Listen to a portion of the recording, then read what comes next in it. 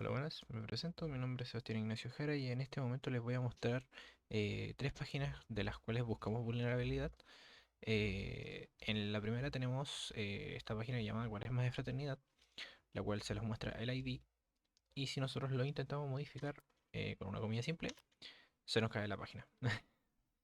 Si bien aquí tenemos un tipo de vulnerabilidad en la cual le podemos dar un cross-site scripting. ¿En qué consiste este tipo de script que nosotros le podemos dar? Que básicamente podemos inyectar scripts maliciosos, que generalmente lo podemos hacer por JavaScript en página web. El script malicioso en este caso se incrusta en la propia URL o en los parámetros de la solicitud del HTTP. El HTTP podemos, en este caso, que el servidor refleja que el script sin una sanitización adecuada y el navegador de la víctima lo ejecuta. Básicamente nosotros podemos hacer cualquier cosa con este tipo de URL, ejecutar un script malicioso y obviamente podemos eh, básicamente robar información. Los exploits que podemos tener acá pueden ser robos de cookies de sesión, modificación de la página, redirección a sitios maliciosos en este caso, que en este caso si uno lo puede modificar, básicamente podemos llevarle una URL en la cual podemos meternos a su propio computador o dependiendo de dónde esté ingresando con esta página. Eh, una de las soluciones que podemos darle como a este tipo de página podría ser como una validación y un filtrado de entrada. Eh, Básicamente que en el servidor podamos validar estrictamente que todos los datos entrantes se deban rechazar que las entradas que no cumplan con un patrón, po, en este caso esperado. Que sean solamente números y para otros campos que se deban eliminar o modificar los caracteres peligrosos, en este caso, como las comillas simples, el doble comillas, obviamente. Tenemos las codificaciones también textuales de salida, que esto es que la defensa, en este caso, es como la más crítica. Podamos mostrar cualquier dato proporcionado por el usuario en la página y debe ser codificado según el contexto HTML en el que se inserte. Y por último,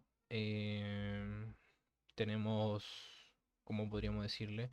Eh, Como para poder como mitigar este tipo de cosas, podemos darle una implementación de límites de tasa, que ellos puedan como configurar el servidor web o la aplicación para que rechace solicitudes de login después de un número determinado de intentos de fallo, desde la misma IP en un periodo de tiempo que sea como en un periodo súper corto, obviamente. La utilización de captchas también, después de uno o tres intentos que puedan presentar un desafío captcha, ya que pueda como impedir que se puedan meter a la página. Y ya tenemos por último también el multifactor, eh, para que pueda básicamente que las personas que intenten meterse a la página no puedan vulnerarla. Y ya también fortificar las credenciales, como cambiar las URLs predeterminadas también, en este caso, y eliminar o renombrar el usuario admin por defecto. Y exigir contraseñas largas y complejas para todos los usuarios. Si bien ahora tenemos esta página también, que es de Caritas Chile, como vemos bien, si nosotros intentamos modificarla, bueno, yo aquí intenté hacerlo, pero lo vamos a intentar de nuevo. Si bien nosotros aquí lo intentamos con las comillas simples, vemos que aquí se recarga la página, vuelve a seguir igual, pero en este caso aquí nos cambia un poco la URL con el ID. Si nosotros ahora en este momento nosotros le agregamos una comilla simple, le agregamos un más uno, más dos, perdón, sigue estando igual la página, pero nos sigue mostrando lo mismo URL. Si nosotros lo seguimos modificando, obviamente si seguimos poniendo otros símbolos, más uno, más tres, damos cuenta que lo sigue haciendo. Pero ahora en este caso, si yo le agrego un AND más e intentamos cambiar el ID predeterminado que tiene, que no sé, le ponemos un número así, nos damos cuenta que la página se cae, básicamente. Por mucho que nosotros intentemos agregándole símbolos, siguiendo teniendo el ID predeterminado, que en este caso se lo cambie para uno más grande, uno más mayor. Hacemos el cambio del ID más los símbolos, vemos que la página se cae. Si yo la recargo, sigue estando igual.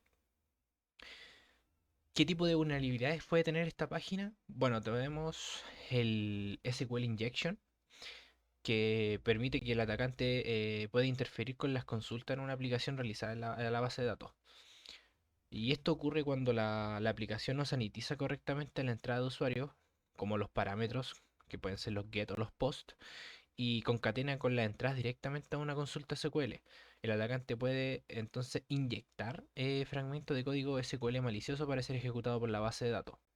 Te pueden ser como muchos tipos de ejemplos, obviamente. Y si uno, obviamente, cuando nosotros vemos que le ponemos la comilla simple, se nos pone un porcentaje de un 27 porcentaje 27, que es la codificación del URL para un carácter de comillas con un comilla simple. Entonces, que el atacante está agregando una comilla simple para poder romper la sintaxis de la consulta SQL original. Si la aplicación la aplicación es vulnerable en este caso, generamos un error de SQL y que podría básicamente mostrarnos esto, que es la caída de la página. Los posibles exploits para esto puede ser una evasión de autenticación, ya que podemos modificar las consultas de los web para que sea verdadera y acceder como otro usuario. La exfiltración de datos también tenemos para la extracción de datos, información sensible como nombre de usuario, los correos, las contraseñas y documentos obviamente, que las podemos generar en un texto plano. También tenemos la manipulación de datos, que puedan insertar, modificar, eliminar registros de la base de datos, cambiar los precios, cambiar los nombres o en este caso, como sabemos que es una página que tiene condonaciones, podemos básicamente cambiar las modificaciones de que podamos, no sé, cambiarla y llevarlas para otro lado. Y bueno, como solución para esta página, tenemos, ¿cómo se llama? Una defensa en profundidad, porque tenemos que aplicarle parches, configuraciones seguras y lo más importante que sea desarrollado con prácticas seguras desde el principio. Porque si bien si es un SQL injection ya podemos hacer cualquier cosa. Por último, para cerrar el tema, tenemos también la página de SonSyn, que también hacemos lo mismo. Intentamos modificarla y nos damos cuenta que la página se cae automáticamente cuando nosotros ya ponemos solamente una comilla simple. ¿Qué es lo que pasa aquí? Que también tenemos lo mismo de la inyección SQL básicamente, pero con algo más crítico en este caso porque ya podemos entrar en rigor a profundidades de la página y modificar todo lo que es la página en sí, la base de datos.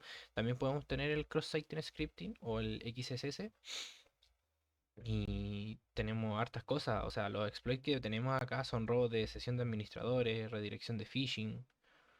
Y la solución más técnica es una codificación textual de la salida, o sea, que significa que el campo que tenga de contenido, que puede ser HTML legítimo, se necesita un proceso de sanitización más complejo, o sea, usando un whitelist. Las vulnerabilidades, como vemos acá, son muchas cosas. Podemos tener un scripting, podemos tener phishing, entre muchas cosas con esta página. Y lo mejor es un control de acceso a nivel de logística de negocio para esta página. Con eso yo concluyo todas mis vulnerabilidades con estas tres páginas y espero que se entienda la explicación.